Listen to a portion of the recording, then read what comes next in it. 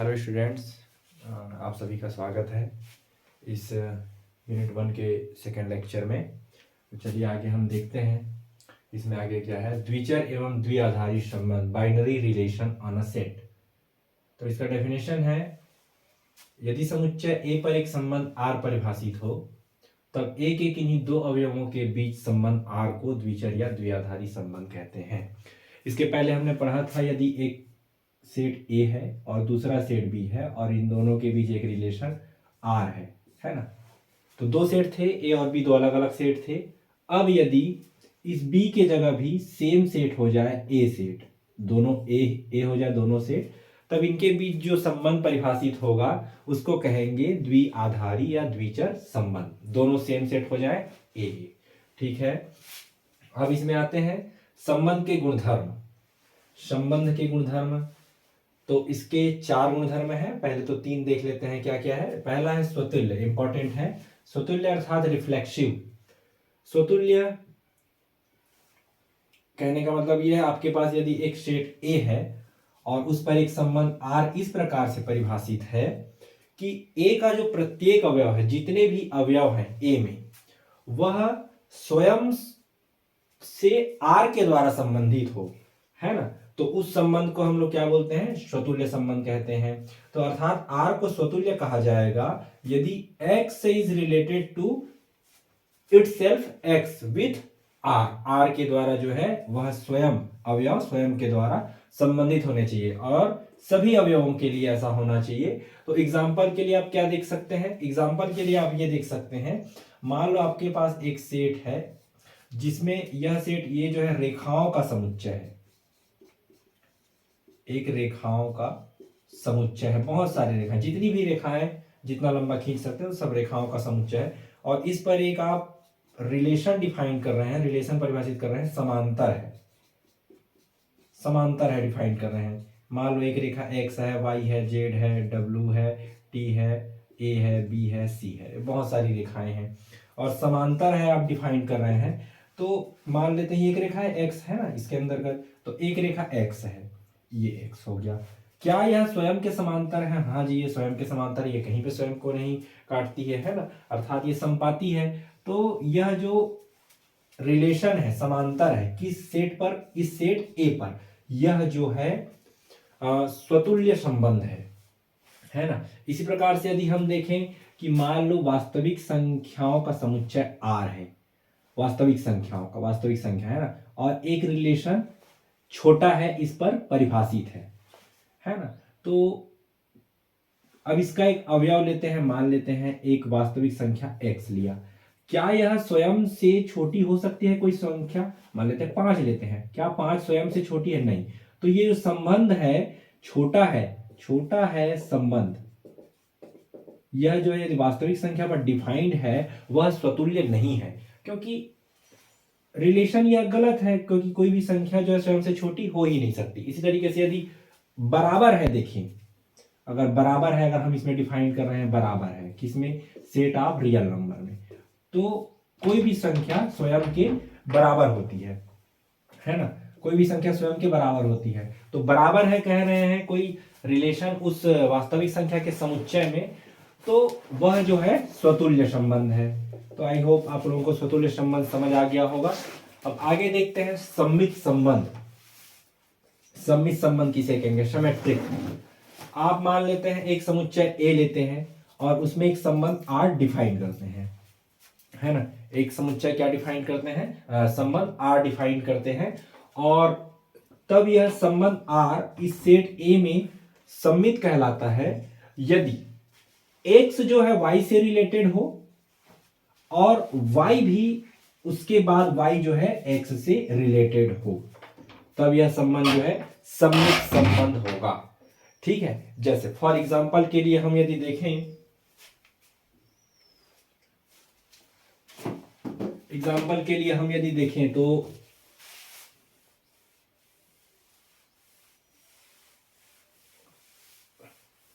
मान लेते हैं एक सेट ए है जो त्रिभुजों का समुच्चय है, त्रिभुजों का समुच्चय है, अर्थात इसमें मान लेते हैं यदि एक्स वाई जेड जो भी है, अल्फा बीटा गामा, ये सब जो है एक त्रिभुज है। है ना, ये सब एक त्रिभुज है। एक रिलेशन डिफाइन करते हैं आर इस सेट ए पर, वो कैसा है, समरूप है ना, समरूप है, इस पर डिफाइन करते हैं। तो हम यदि एक त्रिभुज एक्स लेते हैं, ये त्रिभुजों का समुच्चय है, अर्थात ये भी त्रिभुज है, ये वाई त्रिभुज है, जेड त्रिभुज है, एक त्रिभुज एक्स लिया, यह समरूप है ना, यह समरूप है किसके, वाई के, वो एक्स समरूप है वाई के। तो हम जानते हैं यदि x जो है y के समरूप है, इसका मतलब यह है कि x is related to y, और यदि x y के समरूप है तो y भी x के समरूप होगा, अर्थात हम इसको ऐसा भी लिख सकते हैं y रिलेटेड, अर्थात हम x रिलेटेड टू y भी लेकर के आ गए और y रिलेटेड टू x भी लेकर के आ गए। अतः ये जो संबंध है, समरूप है इस सेट A में, यह जो है सममित संबंध है।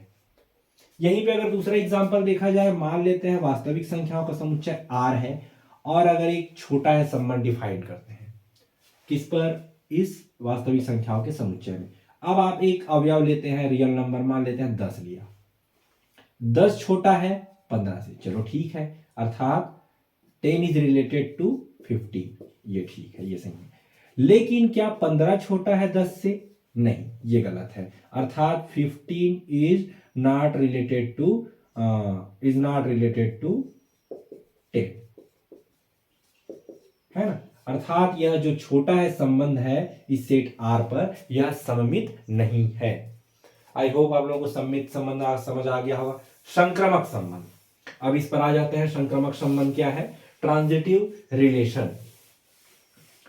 ट्रांजिटिव रिलेशन, इसका अर्थ यह है कि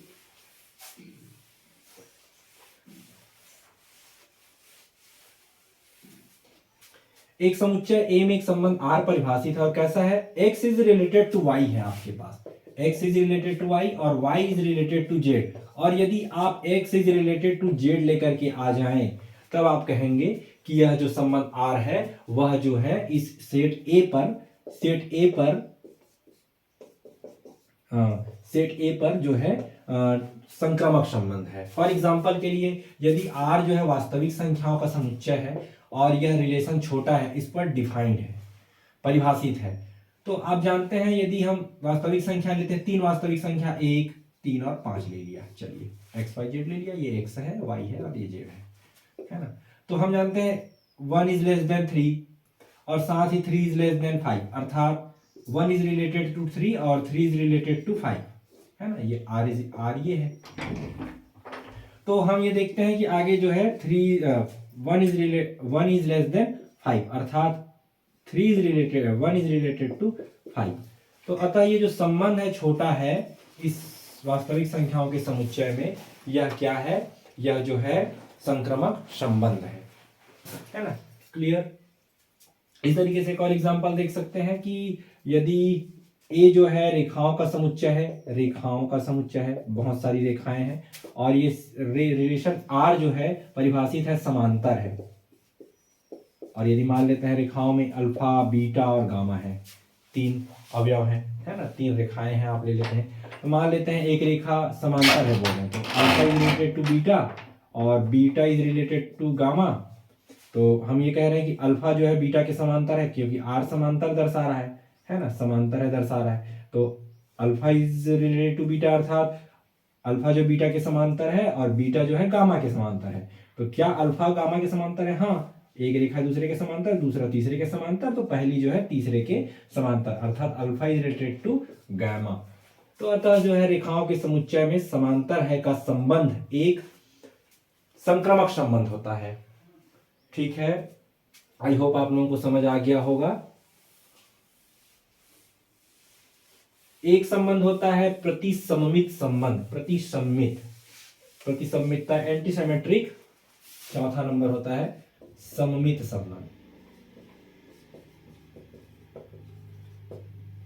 मान लो एक सेट आपके पास ए है और एक रिलेशन आर इस ए पर डिफाइंड है, और यदि आप x is related to y बोल रहे हैं और y is related to x, this implies x is equal to y होगा। ये इस तरीके से है, ये कहलाता है प्रतिसम्मितता का संबंध, प्रतिसम्मितता का संबंध है। इस एग्जांपल की इसको ऐसा देख सकते हैं कि अगर सेट ऑफ रियल नंबर है और छोटा है का अगर रिलेशन है आपके पास, तो निश्चित है कि आप यदि ये बोल रहे हैं कि 1 इज लेस देन 3 है और 3 कोई संख्या x is less than y बोल रहे हैं और y इज लेस देन यदि x बोल रहे हैं, तो इसका मतलब निश्चित है कि दोनों संख्याएं बराबर होंगी। तो इस तरीके से आप प्रतिसम्मितता का संबंध जो है सिद्ध कर सकते हैं।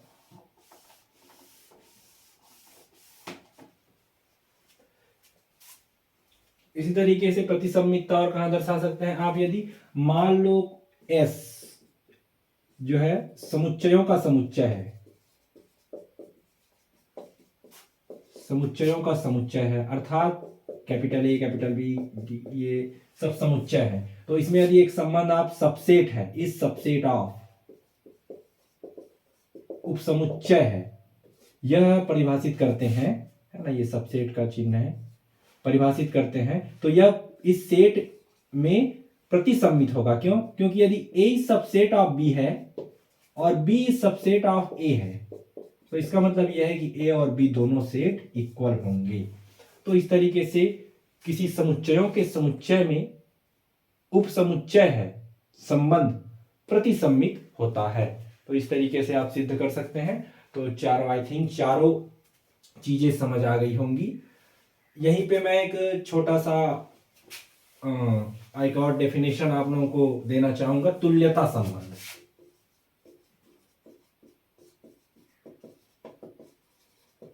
इक्विवेलेंस रिलेशन, इक्विवेलेंस रिलेशन, मानना A एक सेट है, माना A एक समुच्चय है एवं R A पर एक संबंध है, तब R A पर, यह जो संबंध R है A पर तुल्यता संबंध कहलाता है।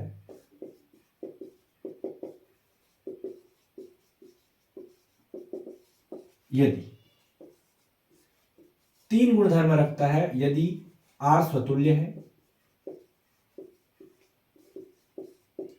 अर्थात x is related to itself x for all x belongs to A। दूसरा ये कि R सममित है, अर्थात x is related to y, this implies y is related to x for all x belongs to A। और तीसरा number यह है कि R संक्रामक है, अर्थात x is related to y and y is related to z, this implies x is related to z for all x, y and z belongs to capital A।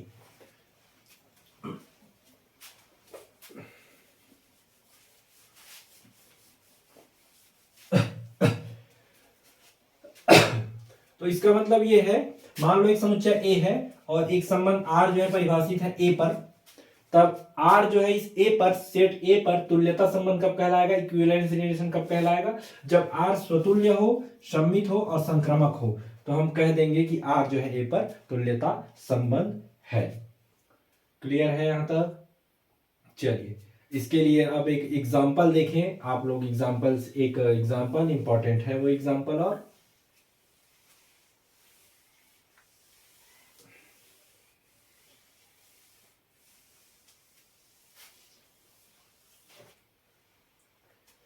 Example है,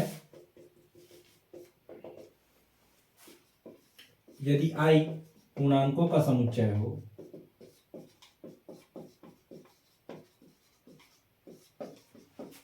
तथा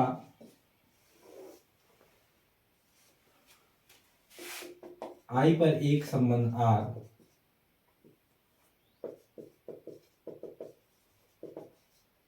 निम्न परिभाषित है। कैसा परिभाषित है? x is related to y if and only if x minus y एक समपूर्णांक है for all x and y belongs to I,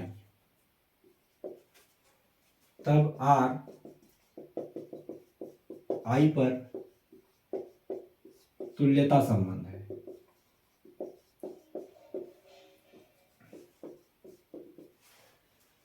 क्या बोला जा रहा है? I पूर्णांकों का समुच्चय है, पूर्णांक अर्थात -∞ to +∞ इंटीजर्स है ना, I is equal to minus infinity and so on, -3 -2 -1 0 1 2 3 and so on infinity तक। ठीक है, ये पूर्णांकों का समुच्चय है। इस पर एक संबंध R निम्न प्रकार से परिभाषित है कि कोई दो संख्याएं कैसे रिलेटेड है आपस में, यदि x माइनस वाई एक सम पूर्णांक है तो आपस में रिलेटेड है, ऐसा बोला जा रहा है। तब ये जो संबंध R है वह I पर एक तुल्यता संबंध है, आपको ये दर्शाना है। तो आप ये सब लिखेंगे जितना दिया गया है, मान लेते हैं I जो पूर्णांकों का समुच्चय है और एक संबंध R निम्न प्रकार परिभाषित है ना। तो आपको दर्शाना है कि I पर तुल्यता संबंध है। तुल्यता संबंध दर्शाने के लिए आपको ये दर्शाना पड़ेगा कि ये जो R है वह स्वतुल्य है, सममित है और संक्रमक है। तो पहला नंबर R स्वतुल्य है, ये दर्शाने जा रहे हैं हम। R स्वतुल्य है। R स्वतुल्य कब होता है? जब कोई अवयव स्वयं के द्वारा संबंधित हो, स्वयं से संबंधित होना चाहिए। अर्थात क्या होना चाहिए? x is related to x for all x belongs to I, ऐसा लाना पड़ेगा हमें, है ना। तो ये कब आएगा x is related to x? ये तब आएगा जब यहाँ पे x आएगा और यहाँ पे जब आप x लाएंगे तो यहाँ पे x होना चाहिए। तो x माइनस x क्या होना चाहिए? एक समपूर्णांक होना चाहिए, है ना। तो रफली कर रहा हूं तो x minus x is equal to 0। क्या ये एक समपूर्णांक है? हाँ, क्योंकि इसको 2 इंटू 0 लिख सकते हैं, ये एक समपूर्णांक है ना, 2 इंटू 0 लिखा जा सकता है। तो इसी को हम लोग लिखेंगे क्योंकि x minus x is equal to 0 एक समपूर्णांक है। और जैसे ही x माइनस एक्स एक समपूर्णांक हो गया तो यहाँ x माइनस वाई एक समपूर्णांक है, तो x is related to y। तो यहाँ x माइनस एक्स एक समपूर्णांक है, this implies x is related to x for all x belongs to I।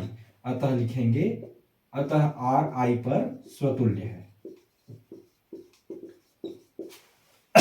ये समझ आ गया होगा। यहाँ पे एक चीज लिख सकते हैं, माना x बिलोंग्स टू I, एक अवयव लेते हैं। ठीक है, इतना क्लियर है। दूसरा ये प्रूफ करेंगे कि R जो है क्या है? सममित है। R सममित है, प्रूफ करना है। दूसरा R सममित है, ये प्रूफ करने के लिए आपको प्रूफ करना पड़ेगा, रफली प्रूफ ये लेकर के चलेंगे कि x is related to y, और आप ये लेकर के आ जाएंगे कि y is related to x। तो माना ये लिखते के चलते हैं, माना x और y दो अवयव हैं, माना x and y belongs to capital I, एवं x is related to y, ये है।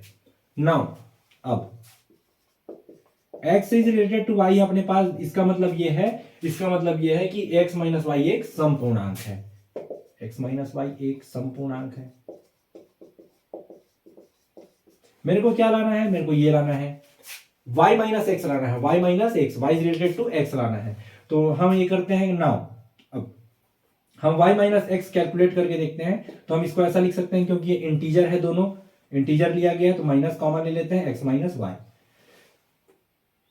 x माइनस वाई यहां से देखिए एक समपूर्णांक है, अर्थात उसका निगेटिव भी ले ले तो भी समपूर्णांक होगा। फॉर एग्जांपल ले लेते हैं, चलो x माइनस वाई यदि 5 है तो इसका निगेशन क्या होगा? Negative x minus y minus 5, क्या भी एक समपूर्णांक है, मतलब 6 लेते हैं। तो माइनस 6 ये भी समपूर्णांक है, ऋणात्मक है बस। और यदि x माइनस वाई यदि मान लो 4 हुआ, पॉजिटिव माइनस 4 हुआ मान लेते हैं, माइनस 6 हुआ, चलो यहाँ पे पॉजिटिव 6 लिया है, माइनस 6 लिया, तो इसका माइनस क्या हो जाएगा? x minus y is equal to minus 6 is equal to 6, ये भी समपूर्णांक है, धनात्मक समपूर्णांक है। तो इसका मतलब ये है, यदि ये समपूर्णांक है यहां से, तो इसका निगेटिव भी लेंगे तो भी ये समपूर्णांक होगा। तो हम लोग इसको लिख सकते हैं, दिस इंप्लाइज एक समपूर्णांक। और y माइनस एक्स यदि एक समपूर्णांक है, तो यहाँ x है तो सामने x है, यहाँ y है तो यहाँ पीछे y है, तो यहाँ पे सामने y है और पीछे x है, तो ये क्या हो जाएगा? y is related to x, एक समपूर्णांक है, इसलिए यहाँ पे लिख सकते हैं y is related to x for all x and y belongs to I। अतः लिख सकते हैं, अतः R I पर सम्मित है। तीसरा ये देखेंगे हम, संक्रमक संबंध देखना है कि R संक्रमक है, तो इसके लिए 3 अवयव लेना पड़ेगा, माना x y और z बिलोंग्स टू I, है ना। एवं क्या लेते हैं? एवं ये लेना पड़ेगा कि x is related to y और y is related to z, है ना। अब हम प्रूफ क्या करेंगे कि x is related to z, यही होता है संक्रमक। तो चूंकि x is related to y एवं y is related to z, this imply, इसका मतलब क्या होगा कि x माइनस वाई एक संपूर्णांक है, x माइनस वाई एक संपूर्णांक है और x माइनस वाई एक संपूर्णांक है एवं यहां से क्या हो जाएगा कि y माइनस जेड एक संपूर्णांक है।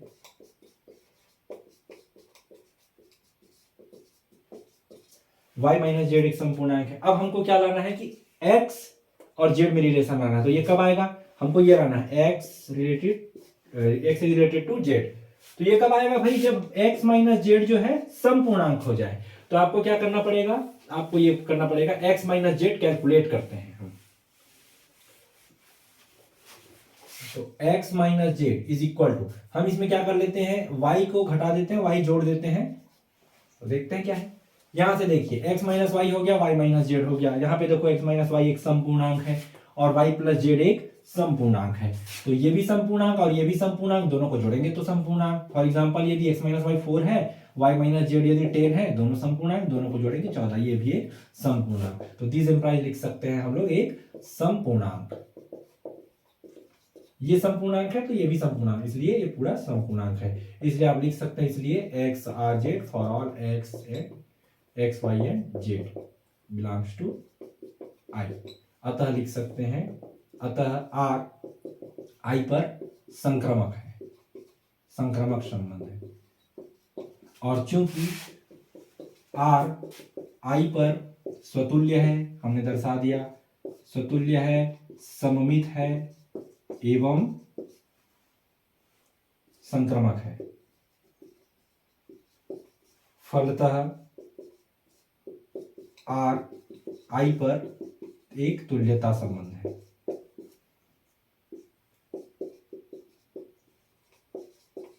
आई होप आप लोगों को समझ आया होगा। चलिए ठीक है, मिलते हैं नेक्स्ट वीडियो में, तब तक के लिए पढ़ाई कीजिए और कोई भी यदि डाउट हो तो बिल्कुल कमेंट करें। Thank you.